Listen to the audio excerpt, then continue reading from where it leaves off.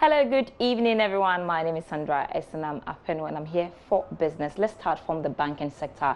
And the governor of the Bank of Ghana, Dr. Ernest Addison, has urged management of the National Banking College to adjust its curricula to complement recent demands in the banking industry. Dr. Addison was speaking at the 25th anniversary of the National Banking College in Accra. Here's Charles Aite's report. The 25th anniversary of the National Banking College attracted captains of industry within the banking industry.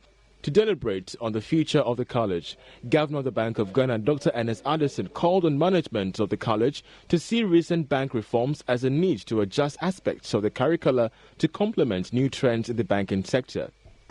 Looking to the future for the anniversary celebration, this is out and requires sober reflection, given what has gone on in the banking sector over the past 2 years.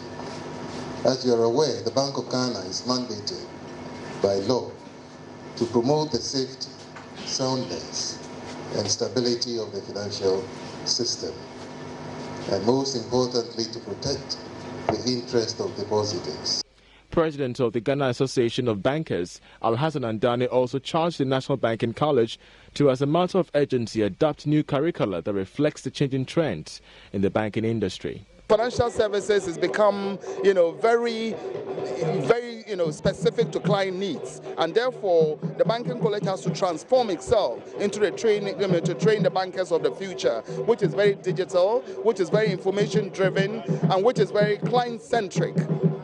Meanwhile, Principal of the National Banking College, Abina Kisua, explained to Joy Business new additions to the curricula that will orient banking participants on new banking reforms. We have already started. Our head of ICT, Mr. Kwesi Debra, has already put in programs for cybersecurity. Remember that most of our heads of faculty actually coordinate with industry experts. So they will teach some, but they will bring in industry experts to deliver or design programs to support the knowledge. Still on the banking sector, commercial banks have been urged to consider taking legal action against loan defaulters. Outgoing Managing Director of the Republic Bank Ghana, Anthony Jordan, said the move will help reduce the level of non-performing loans in the banking sector. Bismarck Awusa was at the retirement welfare dinner organized for Anthony Jordan and has come through with this report. Statistics indicate that asset quality in the banking sector improved following enforcement of the Loan Write-Off Directive issued in June 2018.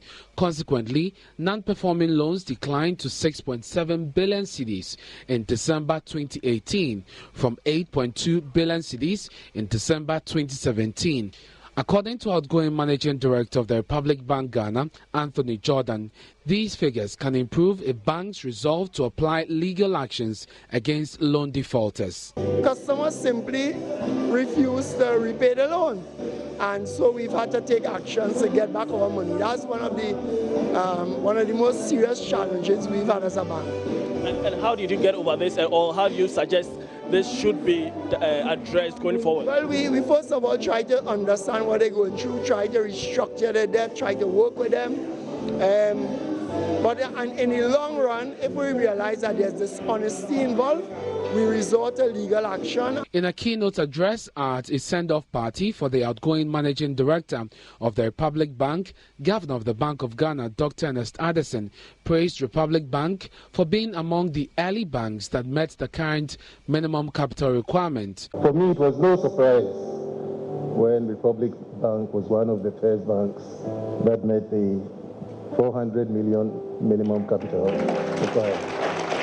They were very supportive of the policy. On his part, Minister of Works and Housing, Samuel Atachian, reiterated his commitment to seeking a portion of pension funds from SSNIT to provide mortgage arrangements to pensioners. We want people to retire and they give them coins at the end of the month. Or the workers of Ghana were ready to say, let's affect the pension fund and let's leverage on it and finance housing and create a mortgage arrangement. Farid Anta is to take over from Anthony Jordan as new Managing Director of Republic Bank Ghana. Bismarck Ewuses reports for Joy Business. The Ghana Chamber of Commerce and Industry has paid a working visit to Unilever Ghana as part of moves to foster business relations between the Chamber and the manufacturing community. President of the Chamber, Dr. Nana Ejapia Makrasu I, tells Joy Business the Chamber will be engaging manufacturing firms in the coming days on some new reforms needed to shore up productivity. Charles Aite was part of the visit and has come through with the following report. The business tour was part of moves by the Ghana Chamber of Commerce and Industry to familiarize itself with the process of manufacturing in Ghana. Joy Business got in touch with the supply chain director of Unilever, who explained the reduction in benchmark import values to 50% will promote healthy competition on the market. We are very confident, we as Unilever, that regardless of people importing more in Ghana or not, we know our strength, we know that we can be more competitive, we are working for that, and we're going to use Ghanaian as our key levers, which we use to make sure that we continue to be competitive regardless of import. And that's what I'm encouraging all the companies based out of Ghana to do exactly the same, to fight more and then improve their productivity and improve their effectiveness, make sure that import will stop by itself if we are very good in competitiveness. President of the Chamber, Dr. Nana Ejapia I, explained what this means to the Chamber. And the motive is to create more employment and also to improve on exports and reduce imports. Factory manager of Unilever, Benjamin Brown, explained Unilever's preparation to mentor local manufacturing firms to become global players. If you look at where Unilever has come from when it comes to manufacturing, we've recently just opened our new oral plant, which was opened by His Excellency the President of Ghana. We also commissioned our new personal care dryer as well as the biomass plant. So I'll say when it comes to manufacturing, we are doing well. The visit to Unilever was also followed by a similar one to B5 Plus company, where the president of the chamber explored investment opportunities with managers of the leading steel industry.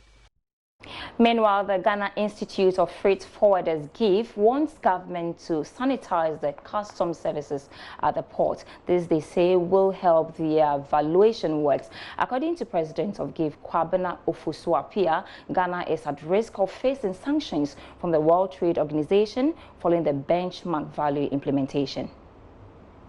The logistics and transport are key components in driving local and international trade. The national vision is to move Ghana beyond aid agenda. The vision requires a deliberate and qualitative change in all aspects of our lives, especially in the structure of the economy and the state of our infrastructure and services. The vision requires that the sector is positioned in terms of infrastructure, services, and regulations to enable it to play a catalytic role in achieving the national objective. Government is therefore implementing a number of reforms, especially at our seaports, to bring about efficiency and ease of doing business. Some of these measures include a single window system, which is a requirement of the World Trade Organization Trade Facilitation Agreement, and the implementation of the paperless system at our ports. These will not only remove the human element and help reduce cost of doing business, but more importantly, ensure faster turnaround time of vessels. So that was actually Chief Director at the Ministry of Transport, Selby Chumesi, speaking on some interventions at the port to make businesses much easier. And so there'll be more business news after 8 p.m., but the conversation will be on this. If we do not begin to map out the Voltaire Basin, when we start producing oil in the Voltaire Basin, we would end up like the Delta region in Nigeria. Stay tuned, we have more on that when I return with business after 8 p.m.